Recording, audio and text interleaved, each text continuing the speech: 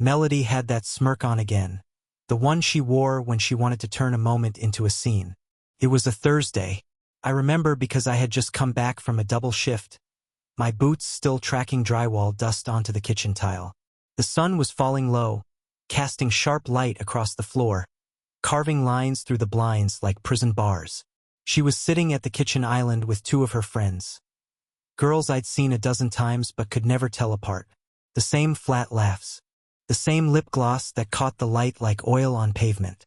All of them sipping iced coffees from cups I bought, using the Wi-Fi I paid for, laughing at jokes that always stopped the moment I entered a room. Then she said it, loud enough for them to hear, for me to hear. "We don't listen to you. You're not the one who matters." Not angry, not even dismissive, just smug. Like she was pointing out a sad little truth the rest of us had been too polite to admit. The room froze for a second. Not long enough for anyone to feel shame. Just long enough for me to feel it settle in my chest like a stone. One of the girls let out a short, forced laugh. The kind people give when they're not sure if it's safe to agree. I stood still. My hand was on the fridge handle. I hadn't even gotten my drink yet.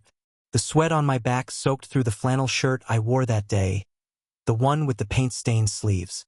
No one looked at me. Not really. Melody glanced sideways, but it was the kind of glance you give a house cat that meows too loud. Annoyance.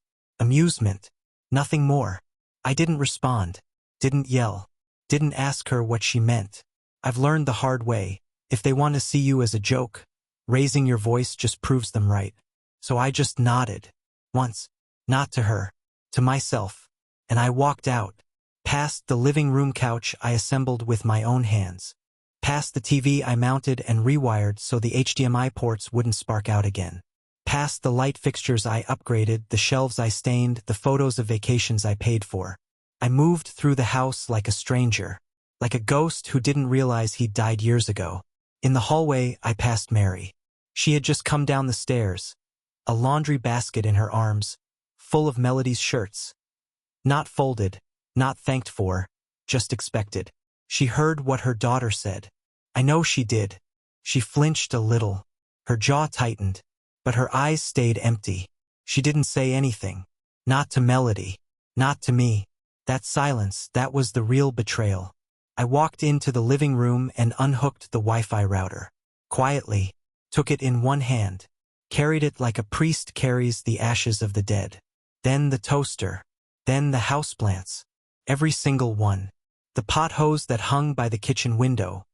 Mary had said it made the house feel alive. The ficus in the corner that Melody once knocked over during a tantrum and I repotted with my bare hands. The snake plant in the bathroom that Mary's sister gave us for our anniversary. A joke gift, because she said our house needed resilient things. I packed them all into a cardboard box. Not fast. Not dramatic. Just deliberate. The way you pack up your desk on the day you realize you're not coming back. Then I carried them all out to the garage. Locked the door. Sat on the old folding table I use when I sort through bills. The garage smelled like oil and forgotten dreams. Half-finished projects, with scraps from things I never built. In one corner was the workbench I bought with the hope that Melody might want to learn something, about tools, about wiring, about patience.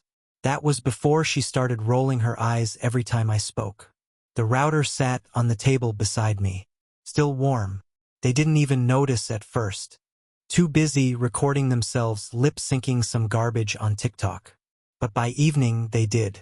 It started with a pause in the laughter. One of the girls tried to load a video. Nothing. A few seconds of buffering. Then silence. Confused voices. Tap, tap, tap on the screen. Then more silence. "Is the Wi-Fi down?" someone asked. I heard footsteps upstairs. Melody stomping. A door opened, then closed again.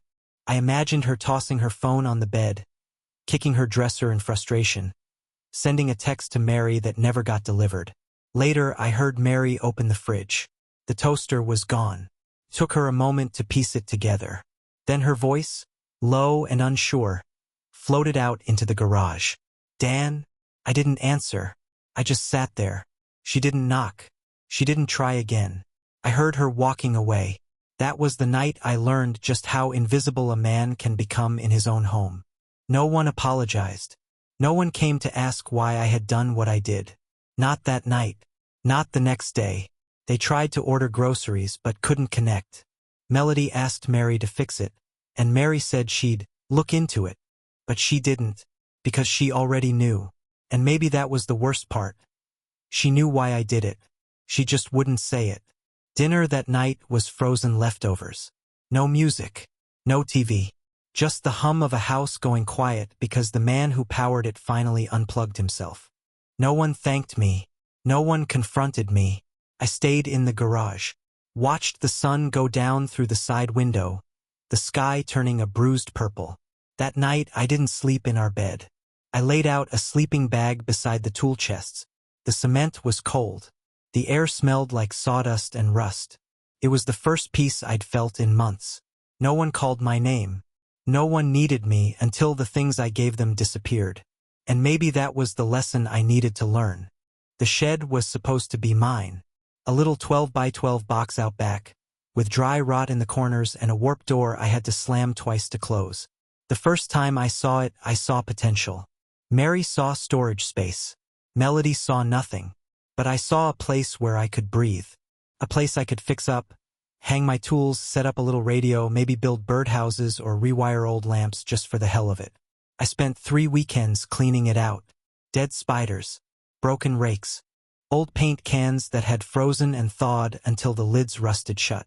I gutted the walls, tore out the warped paneling, resealed the roof, and then I ran electricity. In the middle of summer, I was out there in the Milwaukee heat, crawling through the dirt to trench a new line from the breaker box. I bought insulation, real fiberglass roll, not the cheap stuff. Put in a fan, a wall-mounted heater, even laid vinyl flooring with my own 2 hands. Mary came out once with a lemonade. She called it your little man cave. I laughed. I thought she meant it kindly. I should have heard the edge in her voice. I should have known the word mine meant nothing in a house where my name wasn't carved into anything but receipts. Because one morning, without asking, without a word, Melody and Mary carried a couch out there. Then a mini fridge. Then a TV. I came home from work and the shed was full of pink throw pillows, Christmas lights wrapped around the beams, and Melody's Bluetooth speaker thumping some auto-tuned garbage, so loud the drywall buzzed. When I opened the door, she rolled her eyes. Close it, we're filming. Filming. The space I built with my own 2 hands. Turned into a teen lounge, a TikTok set, a damn clubhouse for girls who didn't even say thank you. I swallowed it. Because swallowing is what stepfathers do. I told myself it was temporary. That it would bring us closer. That maybe if I gave enough, built enough, provided enough, I could earn something more than eye rolls and silence. So I upgraded it. I ran another line to support a bigger breaker. Added a surge protector. Installed a proper grounding rod so the TV wouldn't fry during storms. I found an old couch on Craigslist, hauled it in my truck. Repaired a broken leg with wood glue and clamps. I mounted shelves for her books. Brought over a rug. Installed a goddamn Wi-Fi booster so the signal reached strong and steady. I even put up blackout curtains so the ring light wouldn't wash her out. And all that time, Melody never helped. Never asked. Never offered. She just smirked, disappeared, and came back with more demands. I spent over $2,000 on that shed. More hours than I can count. And then one day, I overheard her talking to a friend through the open window. She was laughing. No, he's not my dad. He's just the guy who pays the bills. That sentence, that single sentence, rewired something in my chest. Not rage. Not sadness. Something colder. Something cleaner. Like a breaker flipping off one switch at a time. That same week, she walked by me in the hallway. I was on my knees patching the wall she'd dented with her backpack. She tapped me with a broom. Tapped me, like I was a dog in her way. You don't get to tell me anything, she said, and walked off. I finished patching the drywall. Wiped my hands. Stood up. I didn't speak to her again that night, or the next. Instead, I waited until she left the house. Then I unplugged everything. I went to the shed, pulled the plug from the breaker box, disconnected the booster, took down the surge strip, took the remote, locked the shed from the inside, then stepped out, padlocked the outside, and took the keys. The next morning, I handed her a manila envelope. She opened it and pulled out a spreadsheet. Every line item from the past 6 months. Food, phone plan, Wi-Fi, gas money, subscription services, rideshare credits, makeup, takeout. All listed, all itemized, all marked with payment due dates. And at the bottom, the total. A big one. $3,146.72. I watched her eyes flick down the page. Watched her mouth twitch, trying to form words that never came. "I'm not your father," I said. "Your words, not mine. So from now on, you're not my responsibility. You're a tenant, with debt, and tenants don't get perks." She tried to laugh. A scoff, like it was a joke. But I didn't laugh. I didn't blink. And when she stormed out, I sat at the kitchen table and sipped my coffee like nothing had changed. Because for me, everything had. That night, she tried to place an order from some food app. Nothing went through. I watched her reset the router twice before realizing it was gone. She stomped down the stairs. Asked Mary, "Where's the Wi-Fi?" Mary looked at me. I didn't answer. Melody called her dad the next day. Biological dad. The one who shows up twice a year with perfume or a cheap necklace. The one who lives out in Kenosha, always between jobs. Always 2 months behind on child support. She asked him for help. I know because I heard the conversation through her bedroom door. His answer was short. "Ask your mom's husband. He's the one covering everything." She didn't cry right away, but her voice cracked. Later, I saw her sitting at the table, thumbing through her phone, trying to find someone else to ask. Anyone but me. No one answered. The next day, she applied at a burger joint. Mary didn't mention it. Jamie, her younger brother, asked why she was cleaning the car. "She's working off her debt," I said. He didn't ask again. A week passed, then 2, and something shifted. Melody stopped yelling, stopped slamming doors. She started doing dishes, vacuuming. Not because she liked it, because she had to. She wanted her phone reactivated. I told her she'd need to clean the bathroom. She asked for the Wi-Fi password. I told her there was a late fee on her spreadsheet. She paid in chores. Quiet ones. No attitude. No sass. Then, one afternoon, I found her sitting in the garage, looking at my tools. "Which one's the voltage tester?" she asked, without looking up. That was the first real question she ever asked me. We didn't talk much that day, but I showed her how to check a line, how to strip a wire clean. She nodded, paid attention, didn't roll her eyes once. Later that week, she asked how a breaker works. I drew her a diagram on the workbench. She copied it in a notebook. Mary watched from the window, said nothing. Then came Jamie's birthday. We were eating cake in the living room. Her friend was there, one of the same girls who laughed at me in the kitchen weeks before. She made a joke, said something about the Wi-Fi guy. I froze. So did Mary. So did Melody. "What?" the girl asked, confused. "It was just a joke." Melody didn't laugh. She stood up, took her friend's plate, walked to the kitchen. Later that night, I found her sitting on the porch. She didn't say anything, but she didn't walk away when I sat down next to her. And that was the moment I knew. Something had changed. Not everything, but something. The first time Melody asked me for advice, she didn't look me in the eye. It was early Saturday morning. I was out in the garage sorting drill bits. She stepped inside, slow, awkward, as if the concrete floor might collapse beneath her. Her hands were jammed into the pockets of a hoodie I'd seen her steal from Jamie months ago. Her voice was quiet. "How do you know if a breaker's tripped?" No sass, no smirk, just the question, raw and plain. I didn't look up right away. I wanted to see if she meant it. If she'd flinch, backtrack, say she was just kidding. But she stood still. So I showed her, walked her through the panel, pointed to the orange switch, explained how to reset it. Told her not to use metal near it. She nodded, asked one more question, then another. That morning, I taught her how to shut down a circuit safely, how to read amperage on a panel. She listened, actually listened. The silence between her questions wasn't laced with disdain anymore. Just effort, like she was trying not to be who she'd been. It wasn't some magical redemption. There was no apology. No thank you. But it was something, a beginning. And for a while I let myself believe it might last. I started noticing other changes. The kitchen wasn't always trashed. Dishes made it to the sink. The living room, once a battlefield of snack wrappers and dropped mascara wands, stayed neat for days at a time. Melody started talking to Jamie like a sister again. Not just a roommate she was stuck with. She even asked Mary if they could have dinner as a family. Not a demand, but a request. I should have felt proud. I should have let that be enough. But then came the video. Jamie's birthday. A small party, just us and a few of his friends. Melody asked if she could invite one of hers too. I said yes. I was in a good mood that day. The cake had come out all right, even though the oven's top element was on its last leg. Jamie laughed harder than I'd seen in months. The house felt warm again. Not perfect, but livable.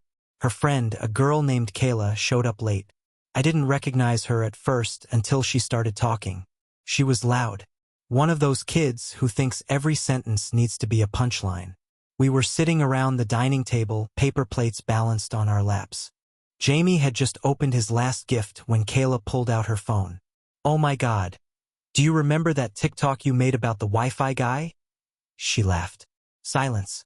Melody froze. Kayla kept going. "You were like, this man thinks he's my dad, but really he's just the Wi-Fi guy." She snorted. "You had that filter on your face, the old man one? I swear I watched it like 5 times. Everyone looked at me, then at Melody, then back at me." Mary's face went pale. I didn't say a word. Just stood up, took my plate, walked it to the trash. The video wasn't new. It had to be from before the spreadsheet, before the chores, before the silence shifted. But that didn't matter. What mattered was the timing. The echo of her old contempt, dragged back into the room like a corpse no one wanted to admit was still warm. That night, Mary found me in the garage. She didn't knock. She just opened the door, stepped in, arms crossed, face tight. "I didn't know about the video," she said. I nodded. Didn't stop sanding the pine board I'd been working on. "She was just being a teenager," she added, but her voice lacked the old certainty. "It's what they do." I looked at her then, really looked, and I said, "No, Mary, it's what they do when they're taught that words don't cost anything." She didn't argue, didn't defend Melody, didn't defend herself. She just turned around and left. That was the moment I knew the illusion was dead. I had spent years telling myself I was part of this family, that the contempt would pass, that love or something like it would fill in the gaps. But that night proved the truth. I was convenient, a background figure, the man who funded the future they felt entitled to, but never respected. I didn't cancel the phone plan that night, didn't unplug anything. I didn't have to, because now Melody knew the truth too, that even if the shed was clean, and the dishes got done, and the questions came without attitude, none of it undid the past. None of it erased that video, that smirk, that sentence. "He's just the Wi-Fi guy." That was who I'd been all along. The next morning, Melody didn't come downstairs. Not for breakfast. Not for lunch. When she finally emerged, she looked like she hadn't slept. She didn't speak to me. Didn't look my way. Jamie asked why she seemed upset. Mary changed the subject. That evening, I went back out to the garage. The pine board was still on the sawhorses, half sanded. I stood there, hand on the grain, and felt the weight of it all settle in my chest like an anchor. I had built so much for this house. Not just furniture, not just upgrades, but stability, continuity, discipline, and yes, love, even if it went unspoken. And all it had gotten me was a joke. Punchline. Later that week, Mary's parents visited. They hadn't been by in months. We ate in the backyard grilled chicken, corn on the cob, store-bought pie. They asked how things were going. Mary hesitated. Then Jamie, bless his heart, spoke up. She made a TikTok calling Dan the Wi-Fi guy. The table went quiet. Her father, a quiet man, military haircut, always cordial, turned to Melody. You said what? She opened her mouth, closed it. Her mother said, please tell me that's not true. Melody looked at me then, really looked, like she was trying to see someone she'd never bothered to understand. And for the first time, Mary didn't come to her rescue. She said nothing. Melody stood up, left the table, and didn't come back out. Her grandparents apologized to me, as if that meant something, as if the shame of a teenager could be absorbed by two old people with kind eyes and no control. I told them it was fine, but it wasn't. Later that night, after they left, Mary found me again. I didn't know, she said, about the video, about what she told her friends. I didn't know it was that bad. I looked at her. My voice was calm. I'm not punishing her. I'm just stepping back. Let her live in the world she thinks she understands. She nodded, slowly. I'm sorry, she whispered. I didn't say anything, because at that point sorry didn't mean anything either. Melody did chores for the next 2 weeks without being asked. She scrubbed baseboards, cleaned the garage, washed the windows. Not once did she bring up the shed. Not once did she ask for the Wi-Fi password. She paid her phone bill on time. Her job at the burger joint became her new routine. And for a while the house felt suspended, not healed, not broken, just waiting. Then, 6 months after the spreadsheet, she knocked on the garage door. Didn't barge in, didn't shout, just knocked. When I opened it, she was standing there with her arms crossed, a small key in her hand, the shed key. Can we talk about the shed? She asked, not demanding, not defensive. I looked at the key, then at her. I nodded once. All right, but with conditions. She waited. If you want that space back, you fund it. The TV, the mini fridge, the furniture, all on you. You want it cozy again? You buy cozy. I'll help you wire it safely. But I won't fund your comfort anymore. She nodded. No protest. We spent that afternoon together. Not as father and daughter. Not even as friends. Just two people wiring an old shed, trying not to repeat the same mistakes. Jamie wandered in, holding a paintbrush and a scrap of wood. He painted a crooked sign. Dan and Melody's workshop. She looked at it, then at me. Didn't ask for her name to go first. Didn't call me Dad. But later, I heard her on the phone with someone. My stepdad helped me with this. That was it. No grand gesture. No apology. No hug. Just 5 words. And for the first time in years, it felt like enough. She never said sorry. Not once. But the shed was clean again. Gone were the pillows and party lights. The old couch sat out on the curb, soaked by the rain. Inside, the walls were bare. No glitter. No posters. Just studs and wires and a single folding chair. I stood in the doorway that morning, half expecting her to flinch when I walked in. But she didn't. Can we work on it? She asked. Together. Her tone wasn't warm. It wasn't grateful. But it wasn't hostile either. I nodded. We spent the weekend out there. I showed her how to install a junction box, how to strip wires without nicking the copper. She asked about circuit loads, about GFCIs, about grounding. Real questions. Her notebook filled with little diagrams and sketches, numbers in the margins. No eye rolls. No muttering. She listened. When the work was done for the day, she didn't rush out. She lingered, cleaned the workbench with a rag, arranged the screwdrivers by size. At one point, she wiped her brow with the back of her hand and muttered, "This is kind of fun." I didn't say anything. The next week, she brought out an old lamp from her room, asked if we could fix the switch. We did. Together. She soldered the leads, wrapped the electrical tape just like I showed her. It wasn't much, but it was something. Then one day, I caught her talking to her friend on speakerphone. I was on the other side of the wall, out of sight. I don't think she knew I could hear. "Yeah," she said. "My stepdad helped me with the wiring.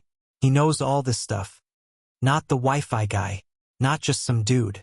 My stepdad. Came out quiet. Natural. Like the title finally meant something. She didn't try to say more. No speeches.